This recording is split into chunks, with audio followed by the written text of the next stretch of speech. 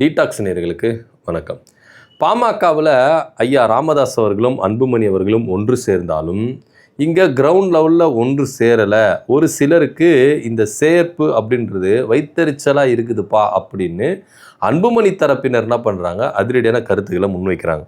இதில் இவங்க 2 பேர் சேர்ந்ததில் யாருக்கு மகிழ்ச்சியோ இல்லையோ, இவங்க 2 பேருக்கும் வருத்தம்பா அப்படின்ற ரேஞ்சுக்கு தான் இன்றைக்கி இந்த அரசியல் நகர்வு இருக்குது, பார்க்கப்பட வேண்டிய ஒரு விஷயமா இருக்குது. ஒருத்தர் ஐயா ஜி.கே. மணி அவர்கள், இன்னொருத்தர் பாமக முன்னாள் எம்எல்ஏ அருள் அவர்கள்.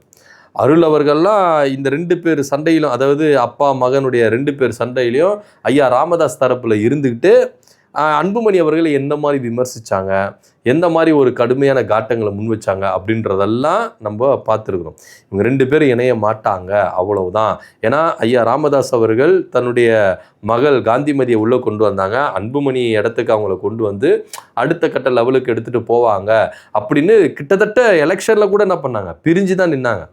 இந்த வன்னியர் வாக்கு எந்த அளவுக்கு உடஞ்சது செதஞ்சது அப்படின்றதுல நம்ம பார்த்தோம். இதில் ஒரு கட்டத்தில் தேசிய ஜனநாயக கூட்டணியில் அங்கம் வகிக்கிற அன்புமணி அவர்களுக்கு ஐயா ராமதாஸ் அவர்களுடைய உதவி ரொம்பவே தேவைப்பட்டது. ஆனால் இருந்தாலும் ஐயா ராமதாஸ் அவர்கள் பிடிவாதத்தில் பரவாயில்ல, நம்ம தோத்தாலும் பரவாயில்ல, வாக்குகள் பிரிஞ்சாலும் பரவாயில்ல, நான் தோத்தாலும் அன்புமணி ஜெயிக்கக்கூடாது அப்படின்ற ஒரு காரணத்துக்காக என்ன பண்ணாங்க, 2 பேரும் பிரிஞ்சு நின்னாங்க. எலெக்ஷனில் பல குளறுபடிகள் நடந்தது, வன்னியர் வாக்குகள் பிரிஞ்சுது. எந்த அளவுக்கு இது பாமகவுடைய வெற்றி வாய்ப்பை இங்கே குலைச்சிது அப்படின்றது பார்க்கணும். இது பாமகவுடைய வெற்றி வாய்ப்பு மாத்திரம் இல்லாமல் தேசிய ஜனநாயக கூட்டணியுடைய வலிமையும் இங்கே கொஞ்சம் ஐயாவுடைய நகர்வு சரிச்சது அப்படின்றதுல எந்தவித மாற்று கருத்தும் இல்லை. ஸோ அந்த அளவுக்கு எதிரும் புதிரமாக இருந்தாங்க. சமீபத்தில் ஐயா அவர்களுடைய திருமண நாட்களில் கலந்துக்கிட்டு என்ன பண்ணாங்க, 2 பேரும் ஒன்றா சேர்ந்துட்டாங்க. ஐயா ராமதாஸ் அவர்கள் கட்டி அணைச்சி அழுது எல்லாம் அந்த பாச பிணைப்பு அப்படின்னு சொல்லிட்டு எல்லாமே அழுது இது பண்ணிட்டாங்க. இதில் ஒரு தரப்பினருக்கு, காந்திமதியோட தரப்பினருக்கெல்லாம் ஒரு வகையில் சந்தோஷமாக இருந்தாலும் இன்னொரு வகையில் அது சோகமாக தான் இருந்தது. ஏன்னா பாமகக்குள்ள அடுத்த கட்ட நான் தான் தலைவர் அப்படின்ற ரேஞ்சுக்கு அன்புமணி அவர்களை என்ன பண்ண ஒதுக்கிட்டு காந்திமதி அவர்களை உள்ளே கொண்டு வந்தார் ஐயா ராமதாஸ் அவர்கள். ஆனால் இப்போது தலைகீழ மாறிடுச்சு, எல்லாமே இப்போது அன்புமணி கிட்ட போகிற மாதிரி ஆயிடுச்சு. இந்த ஃபேமிலி அப்படியே ஒதுக்கி விடுற மாதிரி ஆயிடுச்சு. ஸோ இந்த ரேஞ்சுக்கு தான் இப்போ காந்திமதி அவர்கள் ஒரு பக்கம் தன்னுடைய வேதனைகளை வெளிப்படுத்தினாலும் இன்னொரு பக்கம் ஜி.கே. மணி அவர்கள், ஏன்னா ஐயா தரப்பில் இருந்துட்டு இன்னும் சொல்லப்போனால் அன்புமணி அவர்கள் வைக்கிற கருத்து என்ன, எங்கள் 2 பேருக்குள்ள சண்டை மூட்டி விட்டதே ஜி.கே. மணி தான். ஜி.கே. மணி என்ற சகுனி தான் இந்த வேலைகள்லாம் பார்த்தது, கடுமையான கட்டங்கள்லாம் முன் வச்சார் அன்புமணி அவர்கள். அன்புமணி மாத்திரம் இல்லை, அவர் கூட இருக்கிறவங்க எல்லாருமே ஜி.கே. மணி அவர்களை ஒரு விரோதியாக தான் பார்த்தாங்க. எல்லாத்துக்கும் இவர் தான்ப்பா காரணம், இவர் கூட இருந்து தான் எல்லாத்தையும் சொல்லி கொடுத்துட்டுருக்கிறாரு அப்படின்ற ரேஞ்சுக்கு என்ன பண்ணிட்டாங்க, ஜி.கே. மணி அவர்களை இந்த இடத்துல வச்சு பார்த்துட்டாங்க. ஸோ அப்படி இருக்கும்போது இவங்க ஒன்று சேர்ந்த பிறகு இது இவருக்கும் ஒவ்வாமையாக தான் இருந்தது அப்படின்னு தான் பார்க்கணும். சரி, இவங்களெல்லாம் கடந்து அருள் அவர்களுக்கு பெரிய ஏமாற்றமாக இருந்துச்சு. ஏன்னா எக்காரணத்துக்கு கொண்டும் ஐயா தான் நமக்கு எல்லாமே, ஐயாவை மீறி எதுவுமே கிடையாது அப்படின்ற ரேஞ்சுக்கு என்ன பண்ணாரு, பேசினாரு, டைலாக்லாம் விட்டார். இன்னும் சொல்ல போனால் நாளைக்கு ஐயா அருளே உன் உயிரை குடுறா அப்படின்னு சொன்னால் நான் உடனே உயிரை குத்துருவேன், அந்த ரேஞ்சுக்கு என்ன பண்ணாரு, ஐயா ராமதாஸ் மேலே அவ்வளோ அன்பு வச்சு என்ன பண்ணாரு, பேசினார். ஸோ இந்த அளவுக்கு முன்னாள் எம்எல்ஏ அருள் அவர்கள் ஐயா மேலே இவ்வளோ பாசம் வச்சு செயல்படுறாரு அப்படின்னு எல்லாருக்கும் வியப்பாக இருந்தது. ஆனால் இன்னைக்கு அதிரடியான முடிவை அறிவிச்சிருக்கிறார். ஐயாவும் அன்புமணி அவர்களும் சேர்ந்துட்டா நான் அன்புமணியை தலைமையை ஏற்றுக்கணும்னு எனக்கு அவசியமே கிடையாது, ஒரு நாளும் அன்புமணி தலைமையை நான் ஏற்றுக்க மாட்டேன். இன்னும் சொல்லப்போனால் வன்னியர்களை வஞ்சிக்கிற அன்புமணி, வன்னியர்களை அந்த வாக்குகளை வைத்து சம்பாதிச்சு பிழப்பு நடத்துகிற அன்புமணின்னு சொல்லிட்டு காட்டமான கருத்துக்களை முன்வைக்கிறாங்க. ஸோ இப்போது இதில் அருள் அவர்கள் பாமகவில் இல்லை அப்படின்றது மட்டும் நல்லா தெள்ள தெளிவாக தெரிஞ்சுது.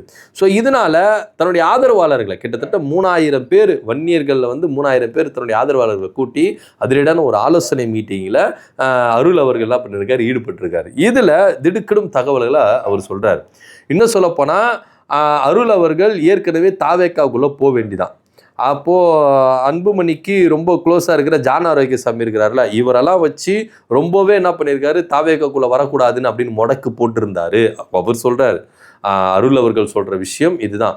ஜான் ஆரோக்கியசாமி மூலியமாக அருள் அவர்கள் உள்ளே வரக்கூடாது அப்படின்றதான் தடை போட்டாங்க. ஆனால் இன்னைக்கு அதே தாவேக்கா என்னை வந்துருங்க அப்படின்னு சொல்லி கூப்பிட்றாங்க, திமுக என்னை கூப்பிட்றாங்க, அதிமுக என்னை கூப்பிட்றாங்க, தமிழக வாழ்வுரிமை கட்சி என்னை கூப்பிட்றாங்க, திருமாண்ணா மட்டும்தான்ப்பா என்னை கூப்பிடல, மற்றவங்க எல்லாரும் என்னை கூப்பிட்டாங்க, வந்துருங்க வந்துருங்க வந்துருங்கன்னு கூப்பிட்டாங்க. ஆனால் இந்த ஒரு மாதம் ஆடி மாதம் பிறந்திருக்கு, ஆடி மாதத்தில் ஒரு நல்ல முடிவு எதுவுமே எடுக்கக்கூடாதான், அது வந்து உகந்ததாக இருக்காதான். அதனால் அந்த ஆடி மாதம் முடியட்டும், ஒரு மாதம் டைம் கொடுங்க. நான் புதிய பாதையில் போகிறேன்னா இல்லை இந்த இந்த என்னை வந்து கூப்பிட்டாங்களே அந்த கட்சியில் நான் போய் சேர போகிறேன்னா அப்படின்றத நான் அனௌன்ஸ்மெண்ட் பண்ணிடுறேன் அப்படின்றது அவருடைய கருத்தாக இருக்குது. ஆனால் இதில் அருள் அவர்கள் தாவேக்காவிலே போய் சேர மாட்டார். ஏன்னா தாவேக்காக்குள்ள கூட்டணிக்குள்ளே வராங்க அப்படின்ற ஒரு விஷயமும் பேசப்படுது. ஒருவேளை அதிமுகவில் போவாரா அப்படின்னா அதிமுகவுக்கும் போக மாட்டார். ஏன்னா அதிமுகக்குள்ள அன்புமணி அவர்கள் இருக்கிறதுனால அதிமுகக்குள்ளேயும் போக முடியாது. ஒருவேளை திமுக பக்கம் போவாரா அப்படின்னா திமுக பக்கம் போகிறதுக்கான வாய்ப்புகள் இருக்குது. அட் சேம் டைம் திமுகக்குள்ளே போனால் அவருக்கான அங்கீகாரம் என்னவா இருக்கும் அப்படின்ற கேள்வி இங்கே முன்வைக்க வேண்டிய ஒரு விஷயமா இருக்குது. ஸோ அப்போ ஒரு புது கட்சி ஆரம்பிக்க போகிறாரா அப்படின்னா அதுக்கு ஒரு ட்விஸ்ட் வைக்கிறார். ஆரம்பித்தாலும் ஆரம்பிப்பேன். ஏன்னா இப்போ இந்த ஆலோசனை கூட்டத்தில் அன்புமணி அவர்களை தலைமையை ஏற்றுக்க கூடாது, ஏற்றுக்க மாட்டேன் அப்படின்ற ஒரு திட்டவட்டமாக இருக்கார். ஐயாவே அன்புமணி ஏற்றுக்கிட்டோம், ஆனால் நான் ஏற்றுக்கணும்னு அவசியம் கிடையாது அப்படின்ற ஒரு ரேஞ்சுக்கு அவர் என்ன பண்ணுறாரு, பேசுகிறார். ஸோ இதை வச்சு பார்க்கும்பொழுது அன்புமணி தலைமையை அருள் அவர்கள் ஏற்க மறுக்கிறார், பாமகவிலிருந்து அதிரடியாக விலகி இருக்கிறார் அப்படின்றது தான் நிதர்சனமான உண்மையாக இருக்குது. எப்போ ராமதாஸ் அவர்களும் அன்புமணி அவர்களும் ஒன்று சேர்ந்தாங்களோ அப்போவே இது அவ்வளோதான், நம்மளுடைய கதை முடிஞ்சிருச்சு, இனி பாமக நம்மளுக்கு நிரந்தரம் கிடையாது அப்படின்ற ஒரு ரேஞ்சுக்கு அப்போவே என்ன பண்ணிட்டாரு, ஒதுங்கி நின்றுட்டாரு. அப்புறம் ஆலோசனை கூட்டத்தை கூட்டி நான் எங்களுடைய நிர்வாகிகளை நான் கூட போகிறேன், என்னுடைய ஆதரவாளர்களை கூப்பிட்டு போகிறேன், எத்தனை பேர் அழைப்பெல்லாம் கொடுத்தார். எல்லா அணி செயலாளர்களும் வாங்க, மாவட்ட செயலாளர் வாங்க, என்னை நம்பி வருவங்க வாங்கப்பா அப்படின்னு சொல்லிட்டு அனௌன்ஸ்மெண்ட் பண்ணார். கிட்டத்தட்ட ஒரு 3000 பேர் வந்திருக்கிறாங்க.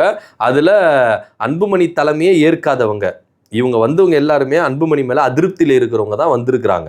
ஸோ இது வந்து அவங்க கூட்டம் நடத்தும் போதே ஐயா பாமக அப்படின்ற ஒரு பேரில் தான் அவங்க கூட்டமே நடத்தியிருக்காங்க.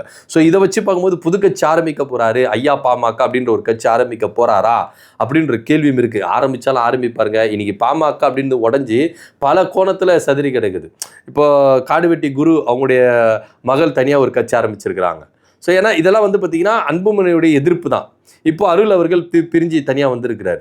ஸோ இப்போ வந்து ஜி.கே. மணியோடைய மகன் அவர் வந்து என்ன பண்ணியிருக்காரு, காங்கிரஸ் பக்கம் போயிருக்காரு. ஸோ எல்லாருமே பிரிஞ்சு என்ன பண்ணியிருக்காங்க, போயிருக்கிறாங்க. இன்னைக்கு அன்புமணி ஒருத்தரால தான் இன்னைக்கு பாமக அப்படின்றது பிரிஞ்சு கிடக்குது அப்படின்றது தான் இவங்களுடைய கருத்தாக இருக்குது, வாதமாகவும் இருக்குது. ஸோ அந்த வகையில் அருள் அவர்கள் தனி கட்சி ஆரம்பிக்க போறாரு, அதுல எந்தவித மாற்று கருத்துல. ஒருவேளை தனி கட்சி ஆரம்பிச்சார்னா தாவேக்கா கூட கூட்டணி வைப்பாரா இல்ல திமுக கூட கூட்டணி வைப்பாரா இப்படின்ற ஒரு கருத்து தான் அவர் இருக்கிறாருண்டி. அவரு தனிப்பட்ட விதத்துல எந்த கட்சியில போய் சேர மாட்டார். ஒருவேளை போய் சேர்ந்தார்னா அவருக்கு உரிய அங்கீகாரம் இருக்காது, அதனால அவர் தனி கட்சி தான் ஆரம்பிப்பார் அப்படின்றது தான் இங்க நிதர்சனமான உண்மையா இருக்கு. ஸோ கூடிய விரைவில் ஐயா பாமக அப்படின்ற ஒரு கட்சி இது வந்து அஃபிஷியலா எல்லாருக்குமே அதிகாரப்பூர்வமா அனௌன்ஸ்மெண்ட் பண்ணப்படும் அப்படின்றதான் இங்க பார்க்க வேண்டிய ஒரு விஷயமா இருக்கு. அன்புமணி தலைமையை ஏற்க மாட்டேன் அப்படின்னு சொன்ன அருளுடைய கருத்தை பத்தி நீங்க என்ன நினைக்கிறீங்க? கமெண்ட் பண்ணுங்க. நன்றி, வணக்கம்.